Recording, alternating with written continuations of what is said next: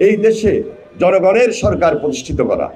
জনগণের সরকার যদি প্রতিষ্ঠিত হয়, আজকে এখনো পর্যন্ত রাস্তায় আমরা যে সকল অনিয়ম দেখছি, ইনশাল্লাহ এই অনিয়ম দূর হবে, অনিয়ম থাকবে না, জনগণের হাত শক্তিশালী হবে, তথা আপনার হাতকে শক্তিশালী করার মধ্য দিয়ে আমরা এই দেশে একটি গণতান্ত্রিক সরকার, একটি জনগণের সরকার তথা বিএনপির নেতৃত্বে এই দেশে একটা সুন্দর ভবিষ্যৎ সরকার গঠন করতে চাই। শিয়া বাটার ও ভিটামিন ই সমৃদ্ধ lily glam beauty soap. Lily, always beautiful.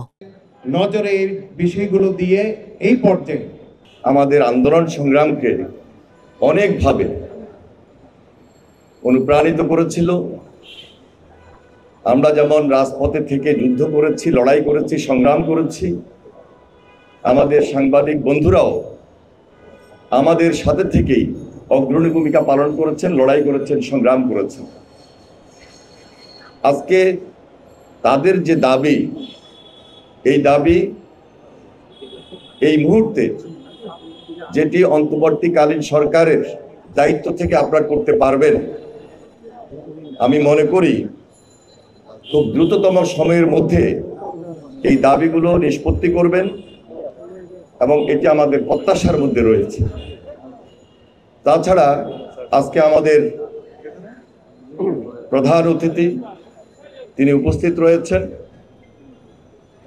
এদেশের গণতন্ত্রের ভিত শক্তিশালী হওয়া মানেই আমাদের দেশে আমাদের সাধারণ মানুষের যে ইজ্জত, যে সম্মান, সেটি বাড়িয়ে তোলা। সুতরাং গণতন্ত্রের ভিতকে শক্তিশালী করার জন্য আপনার নেতৃত্বে দীর্ঘ লড়াই, দীর্ঘ সংগ্রাম এবং আগামী দিনেও যে সংগ্রাম, সেই সংগ্রামে আপনি আমাদেরকে যেভাবে উদ্বুদ্ধ করেছেন, এই লড়াইয়ে প্রিয় সাংবাদিক বন্ধুদেরকেও উদ্বুদ্ধ করেছেন। সুতরাং গণতন্ত্রের এই ভিতটাকে আরো বেশি শক্তিশালী করে আমরা যেন তার রেজাল্ট নিয়ে আসতে পারি, সেজন্য আরেকটি কঠিন পথ আমাদেরকে পাড়ি দিতে হবে। এই কঠিন পথ, আমাদের টার্গেট, যে টার্গেটটি রয়েছে আমাদের কাঙ্ক্ষিত লক্ষ্যে পৌঁছা, সেটি হলো এই দেশে জনগণের সরকার প্রতিষ্ঠিত করা।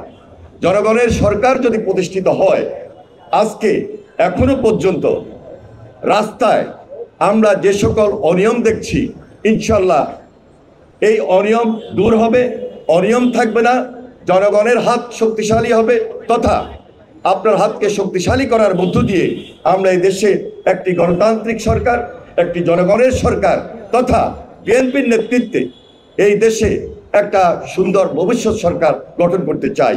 এই আহ্বান রেখে আপনাদের সকলের সম্পূর্ণ সহযোগিতা কামনা করে উপস্থিত সকল অতিথিবৃন্দ, আপনাদের সবাইকে আন্তরিকভাবে মোবারকবাদ জানিয়ে আমাকে বক্তব্য দেওয়ার সুযোগ তৈরি করে দিয়েছেন, সেই জন্য আমি কৃতজ্ঞতা প্রকাশ করে আমার বক্তব্য শেষ করছি। খোদা হাফেজ। বাংলাদেশ জিন্দাবাদ, জাতীয়তাবাদী দল জিন্দাবাদ, শহীদ জিয়া মরহুম দেশনেত্রী বেগম খালেদা জিয়া জিন্দাবাদ, আগামী রাষ্ট্রনায়ক তারেক রহমান জিন্দাবাদ, জিন্দাবাদ।